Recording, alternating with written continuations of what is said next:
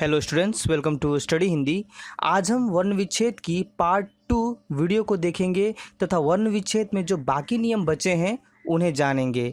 जिन्होंने वर्ण विच्छेद के पार्ट 1 की वीडियो को नहीं देखी वह पहले उस वीडियो को देख ले, तभी उन्हें यह वीडियो टॉपिक अच्छे से समझ में आएगा।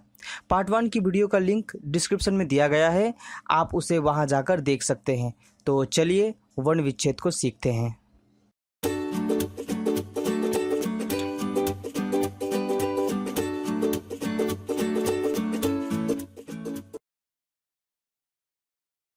र के रूप। र के 4 रूप होते हैं। चित्र में आप इन चारों रूपों को देख सकते हैं तथा उनसे बने शब्दों को भी आप देख सकते हैं। सबसे पहले है सामान्य र व्यंजन।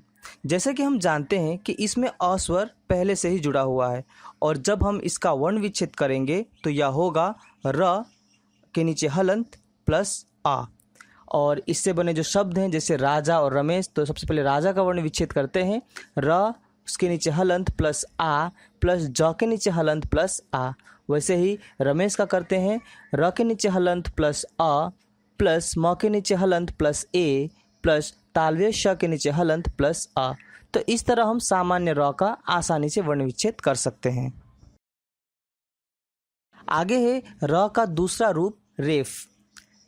यदि र स्वर रहित हो तो अपने से आगे वाले व्यंजन के ऊपर लगाया जाता है, इसे रेफ कहते हैं। जैसे पर्वत, धर्म, कर्म, पूर्व आदि। मतलब अरहित र जो है वही रेफ कहलाता है और यह जो रेफ है यह जिस व्यंजन के साथ जुड़ा रहता है उसी के ऊपर भी लिखा जाता है और उससे पहले बोला जाता है। चलिए एक उदाहरण से इसे समझते हैं। जैसे यहाँ एक उदाहरण दिया हुआ है कर्म। तो कर्म को यदि हम धीरे से बोले तो वह होगा कर्म कर्म। तो यहाँ पर म के आगे हमें र की छोटी सी ध्वनि सुनाई दे रही है, इसे आप और एक बार देखिए, कर्म। तो ऐसी स्थिति में होगा क्या, ये रेफ जो है क्योंकि ये म से आगे बोली जा रही है तो यह म के ऊपर लग जाएगी। तो चलिए अब इसका वर्ण विच्छेद करते हैं। तो सबसे पहले क का वर्ण विच्छेद करते हैं। क के नीचे हलंत प्लस अ, तो क का वर्ण विच्छेद हो गया। अब हमारे सामने है र, तो र के नीचे हलंत और उसके बाद है म के नीचे हलंत प्लस अ। तो इस तरह से हमने कर्म का वर्ण विच्छेद कर लिया। अगला है कार्य। तो सबसे पहले हम का वर्ण विच्छेद करेंगे, क के नीचे हलंत प्लस आ, तो यह का वर्ण विच्छेद हो गया।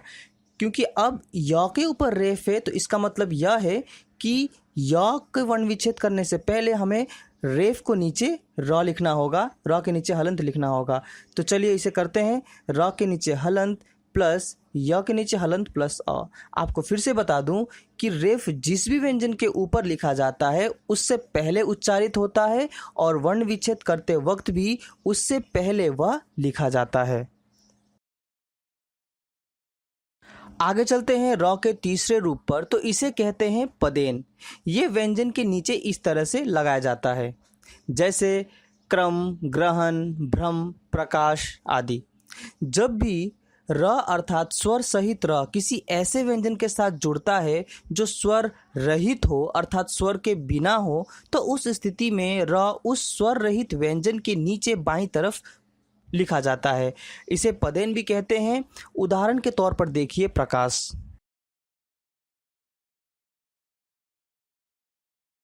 यहाँ प जो है वह स्वर रहित है अर्थात प के साथ कोई भी स्वर नहीं जुड़ा हुआ है, लेकिन र जो है वह स्वर सहित है अर्थात र के साथ स्वर जुड़ा हुआ है। यही कारण है कि र जो है वह प के नीचे पदेन के रूप में लगाया गया है। तो चलिए इसका वर्ण विच्छेद करते हैं। सबसे पहले प्र का वर्ण विच्छेद करते हैं। प के नीचे हलंत प्लस र के नीचे हलंत प्लस आ। तो इस तरह हमने प्र का वर्ण विच्छेद कर लिया। अब बाकी बचा है कास। तो चलो कास का वर्ण विच्छेद करते हैं। क के नीचे हलंत प्लस आ प्लस तालव्य श के नीचे हलंत प्लस आ। तो इस तरह से हमने प्रकाश का वर्ण विच्छेद कर लिया। अगला है प्राण। तो सबसे पहले प्र का वर्ण विच्छेद कर लेते हैं। तो प के नीचे हलंत प्लस र के नीचे हलंत प्लस आ। तो इस तरह से हमने प्र का वर्ण विच्छेद कर लिया। बाकी बचा है न, तो न के नीचे हलंत प्लस अ। तो इस तरह से हमने प्राण का वर्ण विच्छेद कर लिया। फिर से आपको बता दूं कि पदेन वाली स्थिति में र जो है वह स्वर सहित होता है और र से पहले जो व्यंजन आता है वह स्वर रहित होता है, अर्थात उसमें स्वर जुड़ा नहीं होता। यही कारण है कि उस व्यंजन के साथ र जो है पदेन के चिन्ह के रूप में जुड़ जाता है। अगला है र का चौथा रूप।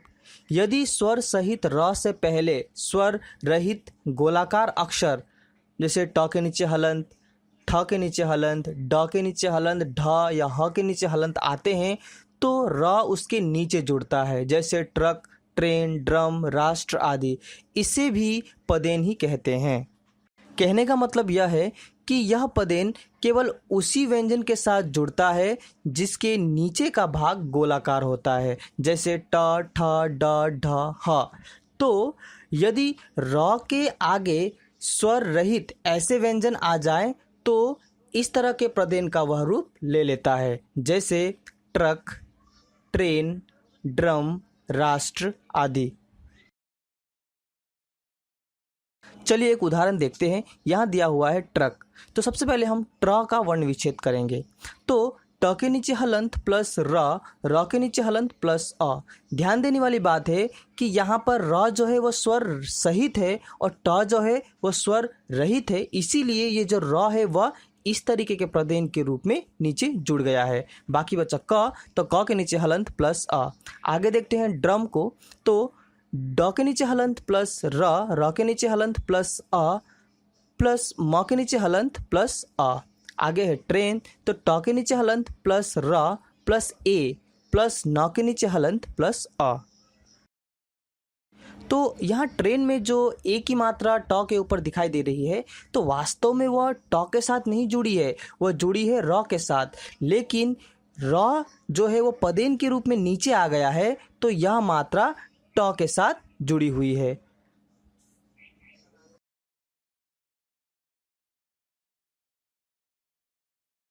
तो इस तरह हमने र के चारों रूप को समझा और उनसे जुड़े शब्दों का वर्ण विच्छेद किया। अब हम आगे बढ़ते हैं अनुनासिक के नियम पर। तो इसे चंद्रबिंदु भी कहते हैं। यह सभी स्वरों के साथ प्रयुक्त होता है, जैसे चांद, सांस, हंस आदि। तो चंद्रबिंदु में ध्यान देने वाली बात यह है कि ये वर्ण विच्छेद करते वक्त किसी भी व्यंजन के स्वर के साथ ही ऊपर जुड़ा हुआ रहता है।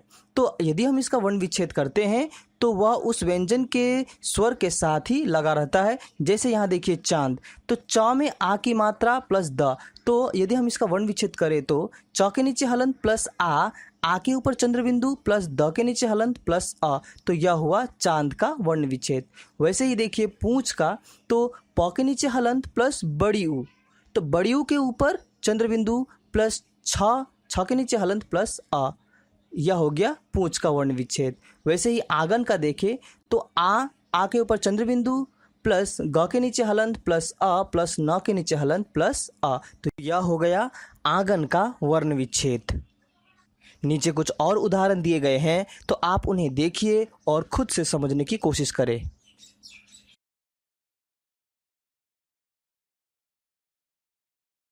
अब बात करते हैं अनुस्वर वाले शब्दों का वर्ण विच्छेद कैसे करें। तो इसके लिए हमें वापस जाना होगा वर्णमाला में और वहाँ व्यंजन वर्ण में जाकर हमें पहचानना होगा कि पंचम वर्ण कौन सा है। यहाँ हम व्यंजन वर्ण को देख सकते हैं, क, ख, ग, घ, अंग। तो यहाँ क की पंक्ति में जितने भी व्यंजन हैं उन्हें क वर्ग कहा जाता है। वैसे ही नीचे च की पंक्ति में जितने भी वर्ण हैं उन्हें च वर्ग कहा जाता है। वैसे ही ट वर्ग, त वर्ग तथा यह है प वर्ग। नीचे के व्यंजनों का कोई वर्ग नहीं होता। अब यहाँ देखिए क वर्ग का जो अंतिम व्यंजन है अंगा, वह 5वें नंबर में आता है, अतः इसे पंचम वर्ण भी कहते हैं। तो यहाँ अंगा, य, ण, न और म पंचम वर्ग की श्रेणी में आते हैं। अनुस्वर का वर्ण विच्छेद करते वक्त इन पंचम वर्ण की महत्वपूर्ण भूमिका होती है, क्योंकि वर्ण विच्छेद में अनुस्वर इन पंचम वर्ण के रूप ले लेते हैं, मतलब इन पंचम वर्ण के रूप में ही परिवर्तित हो जाते हैं। वास्तव में हलंत वाले पंचम वर्ण का प्रयोग अनुस्वर के रूप में किया जाता है। जैसे यहाँ पंकज को हम अनुस्वर के साथ ऐसे लिखते हैं पंकज। तो यहाँ जो अंगा है उसे हमने अनुस्वर का रूप दे दिया और यह उसके पीछे वाले व्यंजन के ऊपर लग गया और यह हुआ पंकज। ऐसे ही मंजन को देखें तो मंजन और इसका अनुस्वर वाला रूप है मंजन और यहाँ आधा य जो है अर्थात हलंत वाला य माँ के ऊपर जुड़ गया। तो इस तरह अनुस्वर पंचम वर्ण का रूप ले लेता है। पर सवाल यह है कि वर्ण विच्छेद करते समय यह कैसे पता चलेगा कि मंजन में कौन सा पंचम वर्ण छुपा हुआ है और कैसे इसे पहचाने।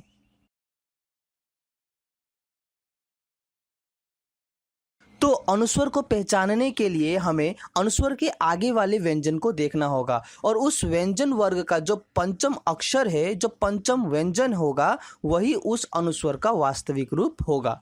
जैसे यहाँ है कंगन, तो कंगन में अनुस्वर के बाद ग वर्ण है और ग वाले वर्ग में पंचम वर्ण है अंग। तो यहाँ अनुस्वर के स्थान पर होगा अंग। जैसे क के नीचे हलंत प्लस आ प्लस अंगा के नीचे हलंत प्लस ग के नीचे हलंत प्लस आ प्लस न के नीचे हलंत प्लस आ। तो यह हुआ कंगन का वर्ण विच्छेद। वैसे ही चंचल का करे तो च के नीचे हलंत प्लस आ। अब अनुस्वर के आगे वाला शब्द है च और च वाले वर्ग का पंचम वर्ग है इया, तो यहाँ अनुस्वर इया में बदल जाएगा और उसके बाद च के नीचे हलंत प्लस आ प्लस ल के नीचे हलंत प्लस आ और यह हुआ चंचल का वर्ण विच्छेद। तो इस तरह हम अनुस्वर वाले शब्दों का वर्ण विच्छेद करते हैं। यहाँ कुछ अन्य उदाहरण हैं, तो चलिए इन शब्दों का वर्ण विच्छेद करते हैं। तो पहला है घंटा, तो घ के नीचे हलंत प्लस अ प्लस ण के नीचे हलंत प्लस ट के नीचे हलंत प्लस आ। तो यह हुआ घंटा का वर्ण विच्छेद। वैसे ही गंगा, ग के नीचे हलंत प्लस अ प्लस अंगा के नीचे हलंत प्लस ग के नीचे हलंत प्लस आ।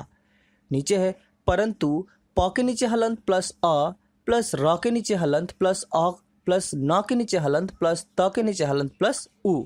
तो यह हुआ परंतु का वर्ण विच्छेद। आगे है गंदा, ग के नीचे हलंत प्लस अ प्लस न के नीचे हलंत प्लस द के नीचे हलंत प्लस आ। आगे है चंदन, च के नीचे हलंत प्लस अ प्लस न के नीचे हलंत प्लस द के नीचे हलंत प्लस आ प्लस न के नीचे हलंत प्लस आ। तो यह हुआ चंदन का वर्ण विच्छेद। आगे है चंचल, तो च के नीचे हलंत प्लस अ प्लस य के नीचे हलंत प्लस च के नीचे हलंत प्लस अ प्लस ल के नीचे हलंत प्लस आ। तो यह हुआ चंचल का वर्ण विच्छेद। सम विषयक वर्ण विच्छेद। सम उपसर्ग युक्त शब्दों का उच्चारण न के नीचे हलंत और म के नीचे हलंत वाले ध्वनि के साथ किया जाता है, परंतु उसमें सम उपसर्ग ही होता है। लेकिन वर्ण विच्छेद करते वक्त हम अनुस्वर की जगह म का ही इस्तेमाल करते हैं। मतलब जिस भी शब्द का उपसर्ग यदि सम है तो हो सकता है कि उसमें अनुस्वर का उच्चारण न या म के रूप में हो, लेकिन वर्ण विच्छेद करते वक्त हम अनुस्वर के स्थान पर म का ही इस्तेमाल करते हैं। जैसे संवाद, तो यहाँ अनुस्वर में म की ध्वनि सुनाई दे रही है, तो इसका वर्ण विच्छेद भी कुछ इस प्रकार है। स के नीचे हलंत प्लस अ प्लस म के नीचे हलंत। तो यह हो गया सम का वर्ण विच्छेद। अब है वाद का वर्ण विच्छेद, तो व के नीचे हलंत प्लस आ प्लस द के नीचे हलंत प्लस अ। लेकिन संधि में न की ध्वनि सुनाई देती है, लेकिन इसके अनुस्वर को हम म के रूप में लिखते हैं। जैसे संधि स के नीचे हलंत प्लस अ प्लस म के नीचे हलंत। तो यह हो गया सन का वर्ण विच्छेद। अब बाकी जो है उसमें ध के नीचे हलंत प्लस ई, तो यह हुआ संधि का वर्ण विच्छेद। वैसे ही संशय में भी न की ध्वनि सुनाई देती है, लेकिन हम इसके अनुस्वर को म के रूप में ही लिखते हैं। जैसे स के नीचे हलंत प्लस अ प्लस म के नीचे हलंत। तो यह हो गया सन का वर्ण विच्छेद। और बाकी है स के नीचे हलंत प्लस अ प्लस य के नीचे हलंत प्लस अ। तो यह हुआ संशय का वर्ण विच्छेद। तो ये थे वर्ण विच्छेद के नियम। अब आप सभी प्रकार के शब्दों का वर्ण विच्छेद कर सकते हैं। तो चलिए अब आप स्वयं कुछ शब्दों के वर्ण विच्छेद का अभ्यास करें।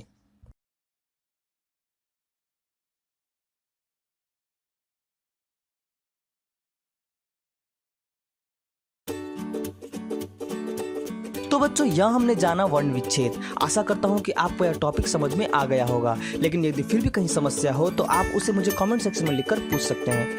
हमारे चैनल को सब्सक्राइब करें क्योंकि मैं ऐसी ही हिंदी और हिंदी ग्रामर की वीडियोस लाता रहूँगा। तो मिलते हैं अपने अगले वीडियो में, तब तक के लिए थैंक यू फॉर वॉचिंग।